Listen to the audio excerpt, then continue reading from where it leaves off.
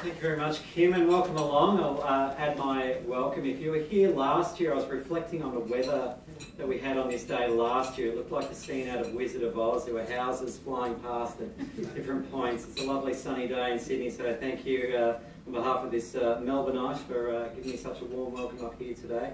I'd like to thank HLB Mann Judd as well, sponsors of the Pro Bono Salary Survey. They've been wonderful partners for the survey, enable that to happen each year. And to Kim and Matt and the team have been fantastic supporters of that, so thank you for having us along. And as a consultant, it's always good to get a free lunch, so that's fantastic. Just a little bit about my connection with the survey. So I've been partnering with Pro Bono Australia for 4 years now on this salary survey. Really as a, I slipped into not-for-profit remuneration. It's a space which, not sure anyone kind of wakes up as an 8-year-old kid and goes, you know what I'm going to do when I grow up? It's all going to be about not-for-profit remuneration. You spend your first year learning how to say remuneration correctly as well, not putting the N before the M. But it's a really interesting space in terms of just some of the challenges. And so today we're going to be talking about some of the topical issues around trends in not-for-profit remuneration. We're going to be doing that off the back of our salary survey.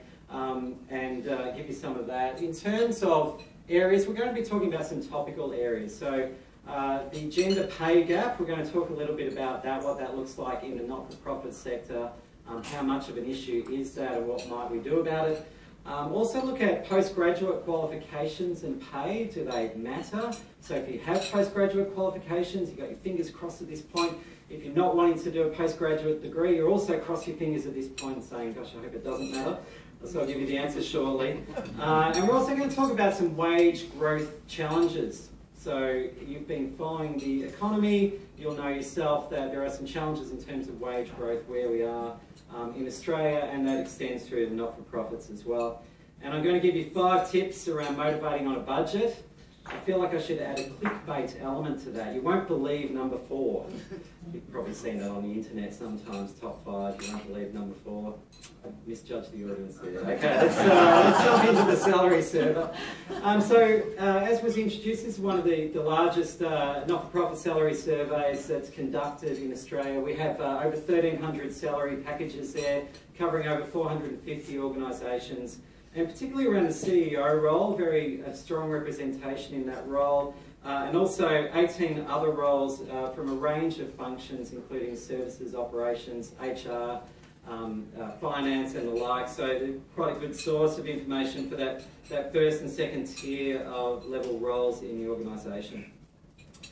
So let's jump into some of the data and what came through.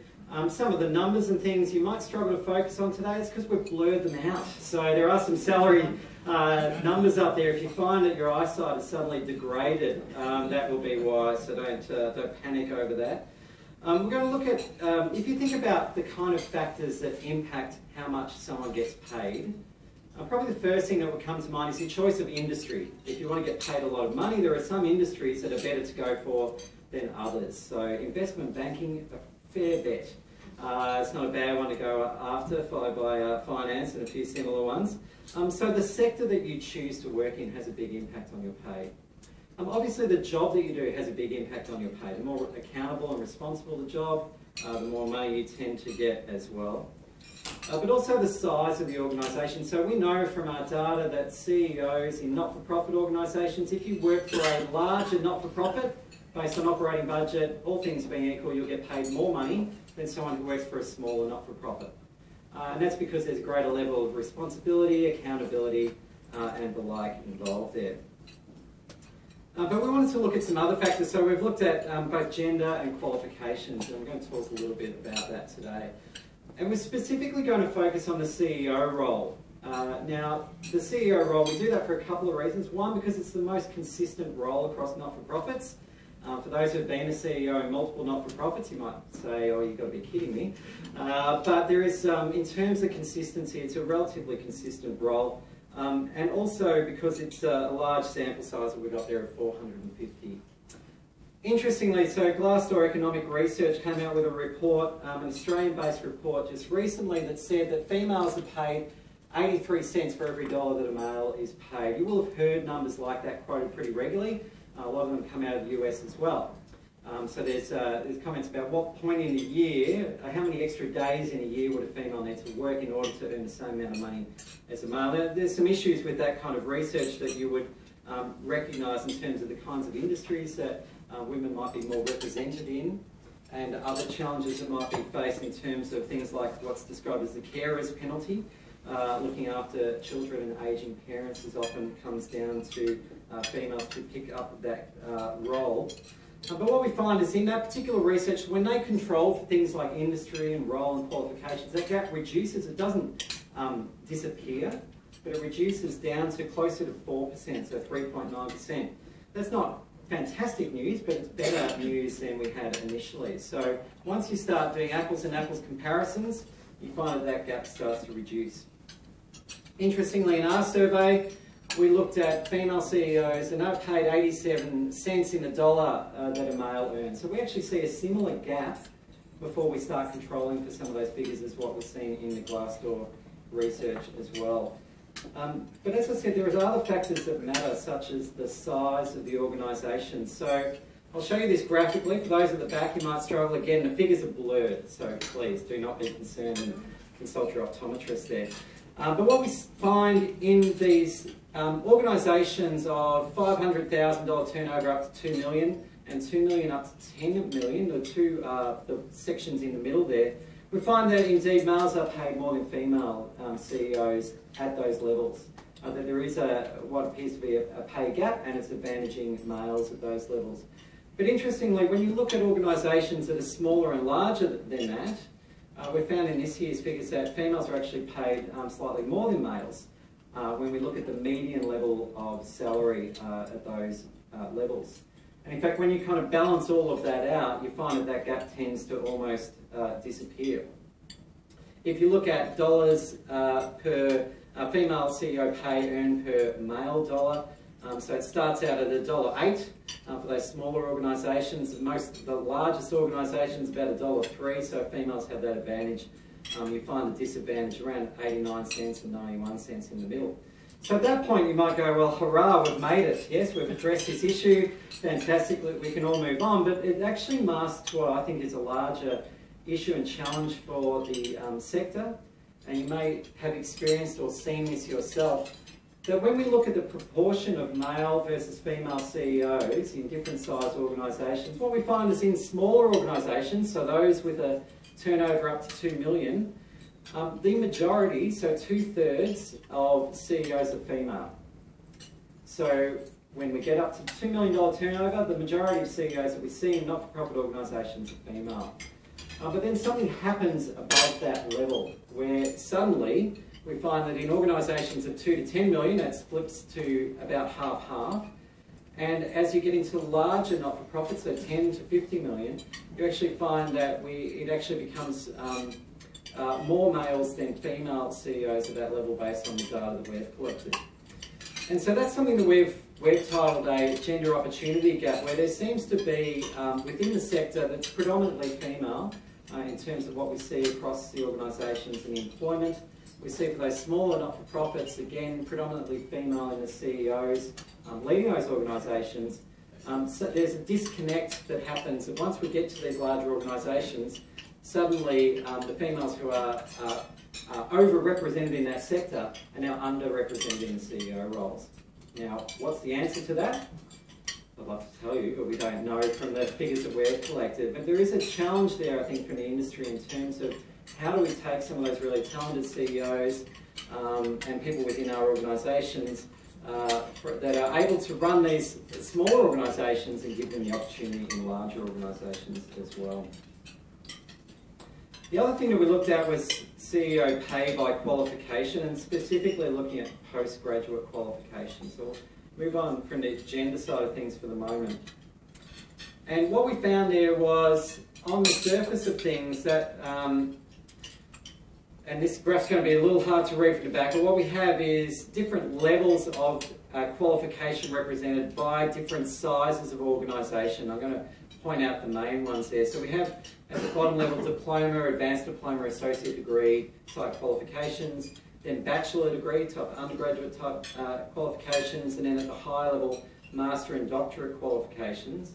We do find that for some organisations, so those with a turnover of 500,000 to 2 million and 10 million to 50 million, that there is a benefit to having a postgraduate qualification, but that benefit isn't enormous. It ranges sort of 8 to 16% benefit there.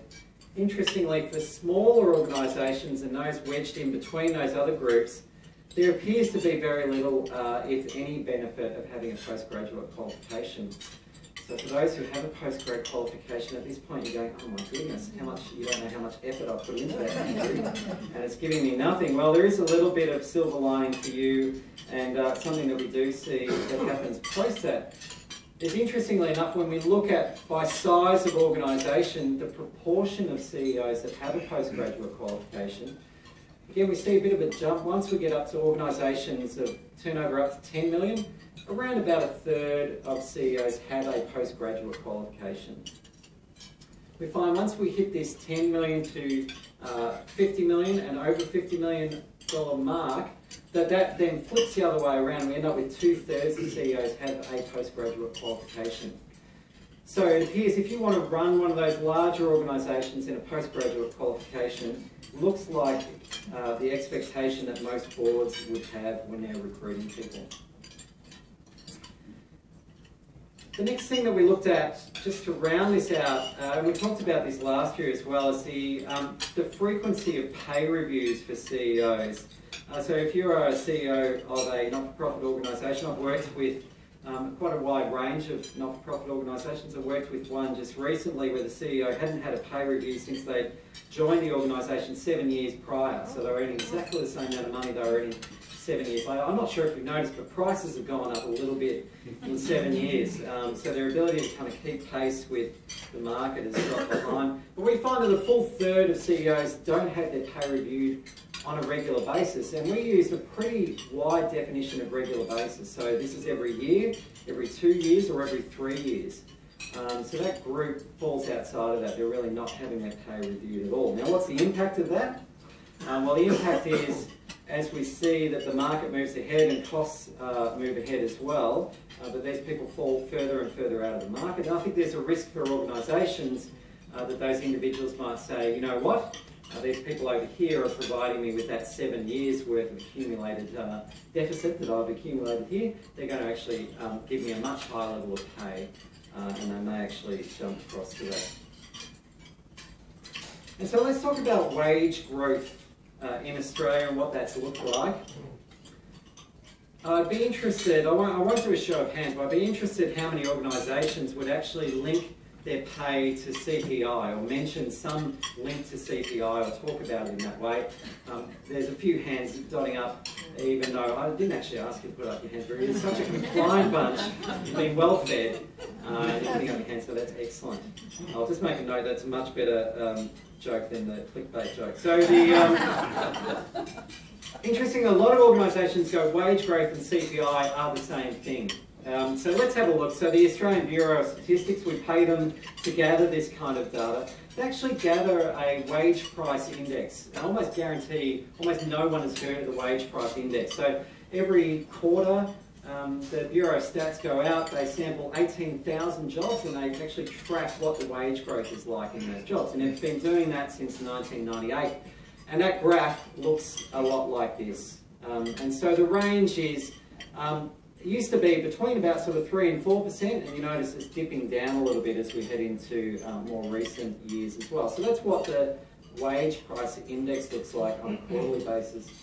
So I'm going to overlay the consumer price index. So this is the one that people go, oh, it's about the same thing. And it looks like this. So it'd be fair to say, I'm not an accountant. I trust the company that we're keeping here today to look at that. But there's enough in there to say it's probably not the same thing. There are points in time, so you see around 2000, 2001, where consumer price index is way above what the wage price index is. Equally, there are times, so for example in 2012, where the consumer price index is way below what we're seeing the wage price index being. And if I zoom in on just that last little bit of data from 2012 up to the present day, what we find is the wage price index has been steadily dropping. I don't know if you've noticed that. So we used to be going from 4% a year kind of pay rises. We're down to about 2% a year. That feels different. So as people are getting their pay increases, that is noticeably different in their pocket. Interestingly, the consumer price index had been for a period of time steadily increasing over that time, dropped a bit and is increasing again. And so back in 2012, what we found is quite a large gap, so 1.2% up to 3.9%. So I'm earning a lot more money every year, my wage is going up almost 4%. Price of bananas and petrol and things like that is only going up around 1%. Happy days. But what we've found since then is that that gap has decreased to the point where it's almost the same. So 2% and 1.7%, it's pretty close to the same thing once we round it. So there is a sense to which people probably feel a little bit ripped off at the moment, and this will be impacting the not-for-profit sector as well, this sense that I'm not getting paid what I should be getting paid. And that presents some challenges in terms of, well, how do we actually handle that? How do we motivate people in that context? Some interesting data from not-for-profit salary surveys. So when we asked CEOs what are they planning to do with pay, they said that on the median level was a 3% increase. So they're actually getting slightly ahead of what the wage price index is showing at the moment. There was a reasonable chunk of CEOs in there that said we're not planning on giving anyone anything extra. And that's an interesting strategy to take, and I wish them all the best with it. That maps out. Some data from the US. If I had to ask you, what proportion of people do you think would feel that they're overpaid, paid about right, or underpaid? What would be some numbers in terms of the proportion or percentage of people that you think would say they're overpaid? Oh, so we've got none. Got one for any raises on none. So interestingly, it might be just because the US are more honest than Australians, but 4% would say that they're overpaid. Who are those people? Where do they work? That's what we want to find out. Okay, so this is 4%. They're overpaid and doing quite well. In terms of paid about right, about 53% would say, I reckon I'm paid about right. Again, I'm not sure, I haven't met those people, so, but I'm assured by this research that they exist. And that leaves us with the balance of people, 43% of people who are underpaid. In some other research you see it's around about half-half. About half think they're paid about right, about half think they're underpaid. But in terms of that, if you map that out and think, what would that actually look like? Clearly you can't have 43% of people who are actually underpaid. Does that make sense? So if we look across it, it's going to end up about sort of maybe half are underpaid, half are overpaid, or maybe a third are underpaid, about a third are about right, and a third are overpaid. But for whatever reason, we have this large proportion of people that think they're getting ripped off and underpaid. And I think that would be pretty representative of what we see in Australia as well. So I'm going to just finish up. If that's the context, I'm just going to finish up with those 5 suggestions around, well, it's great, Andrew, you presented us with some real challenges there. Fantastic. What can we actually do about that? We're a not-for-profit, we don't have money to throw around. How do we actually make the most out of the money that we've got? And so trying to think about this theme of maximising your investment in your people. The first thing I would look at is a reward strategy. And at this point, you might think, well, that sounds really highfalutin and onerous, and how would we do that? And here to tell you, it's actually quite a simple exercise. It's answering really 2 questions. For us as an organisation, what do we reward? So what do we actually reward people for, and how do we do it? How do we reward people? And in my experience, most organisations haven't actually asked themselves those 2 questions. Most boards haven't asked that, most CEOs haven't thought about that at great length. But if you look at your policies and your practice, what you'll typically uncover is we reward people for hanging around. So we reward people for tenure. So most, if you think of most awards, how they operate, I'm here for another year, fantastic, I'll get some more money. And so I guess the premise under that is I'm delivering more, I've got more to offer, but that's a bit of an assumption really, isn't it? We tend to reward tenure. And you might say, well, that's fantastic, and I've worked with organisations and they've said that's exactly one thing that we want to reward, but there's a lot of other things we want to reward as well. So what about performance? How do we go about doing that, for example? So the first thing that I'd suggest is have a look at what you're doing at the moment and ask that question around, is this actually what we want to reward? And is this the best way of doing it? So there might be some other factors that you want to roll in around performance, around contribution, and around capability, for example. Someone here promoting a not-for-profit salary survey, not surprisingly, I'd say benchmarking is a good way to go. But in all seriousness, thinking about the internal consistency with which you pay your people. So if you think about what really cheeses people off about their pay, it's when they're sitting there and they've got, do you have any Bobs in the room? Anyone called Bob? Hold on a sec. You have one, okay. Any Freds?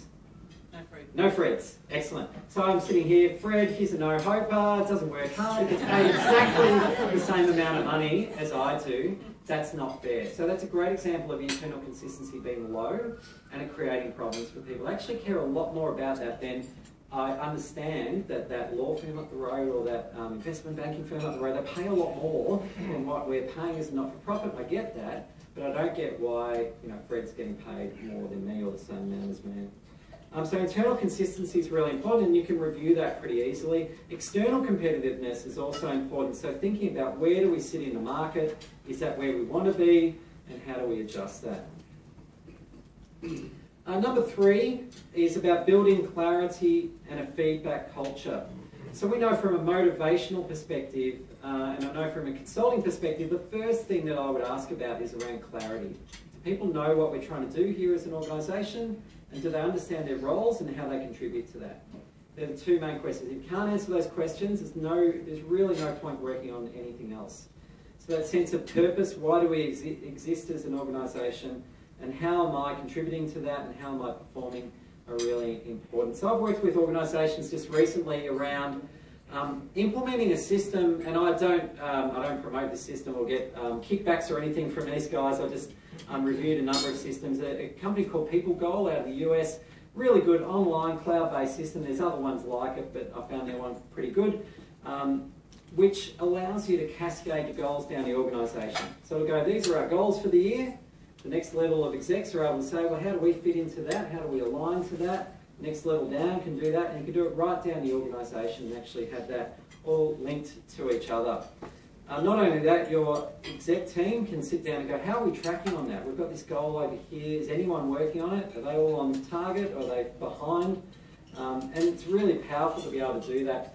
The other thing you can do with that system is gather feedback as well. So feedback's really important. We don't always like receiving it, but it's really important. And it allows you to gather that from multiple sources as well. We actually used it to encourage a mandate that managers sat down with each of their staff one-on-one each month and talked to them about their performance, how they're going. Now you might think that's obvious, I've been doing that for years. In this organisation it wasn't obvious and they hadn't been doing it for years. Some managers have been doing it, but that was actually quite a big shift for them around how they actually had performance conversations and had quite a big impact. If you think about the impact of managers upon what it feels like to work in an organisation, so Hay Group and Gallup have both done independent research on that. They come up with a strikingly similar, around about 70% of what it feels like to work in this organisation is driven by my manager, my direct manager. So if you want to impact on that, you really need to work with the managers and their ability to have those conversations. And it also has quite a cool thing in there called social recognition. So I can go on there and go, you know what, I saw Matt doing a great job and I'm going to actually put it up on the timeline here and say fantastic, other people can go on there and like it or comment on it and say, well actually I didn't think Matt did it, that might be feedback, or it might be, no, it's really good. Yeah, I've been had a look on the system before on my way. The other thing would be leadership team recognition, so this is number 4. So actually setting aside a budget for recognition of outstanding performance. Now, it's got to be clear that's outstanding performance. We said we're doing this on a budget, so how do you actually get that to work? It's really important that that's owned by the leadership team, monthly or quarterly, and it might be payments, so it might be a bonus, but it might be things like conferences and the like as well. The thing I would say, it's important that it's an unexpected piece of recognition, okay? If you set up at the start of the year, here's a bonus, if you do this, then we'll pay you this, most people in their brain will bank that money straight away. I'm going to get that money. If anyone's seen National Lampoon's Christmas Vacation, it's the premise for that movie, is that he banks the bonus straight away and then gets, I think it's cheese of the month or something at the end, and it wasn't what he expected. And so what you find is that those systems often don't work very well. They create clarity, you get your payoff up front, but they don't necessarily motivate people through the year. But by way of example, if you took just 0.5% of your salary budget and just earmarked that and said, right, instead of just paying that to everyone, what we're going to do is set up a little fund here, and we're going to allocate that to, say, 10% of our staff. If my maths is correct, and we've got enough partners in the accounting firm to check this, but you would end up with the opportunity of a 5% payment for those people, for that 10%. So that's a meaningful amount of money. So even though you're starting with what seems like a relatively small proportion of your salary budget, if you carve that off, you can actually reward people in that way, as long as it's for outstanding performance. And that's a great conversation as a leadership team to have as well. What does outstanding performance look like, and what percentage of our workforce actually meets up with that? And the last one would be manager recognition. So I talked about managers being really critical and crucial in terms of reward. Giving them a budget to actually spend on things like vouchers, or actually having a pool of vouchers they can use, or experiences or gifts, is a really simple thing that you can do on a low amount of money. Do you have to pay FBT on it? Yes, you do. That's okay. Someone's paying tax on the way through. That's what props up our economy and keeps it going, or at least our government. So yes, you do, but it's something that can be really important. So I've known a film voucher to have a huge impact on someone, where for another person a multi-tens of $1,000s bonus they were unhappy about because it didn't allow them to buy that car that they were after. You know, you look at the proportion of money, it's completely different. What's it about? Expectations and the message that comes with it. So it's really important, just a fifth way that you might think about that. So just rounding out, yes, challenges in the sector. We've got some data there that can help you with that. And I think there's some practical things, hopefully, that you can implement in your organisations that might help out in the future. So that wraps that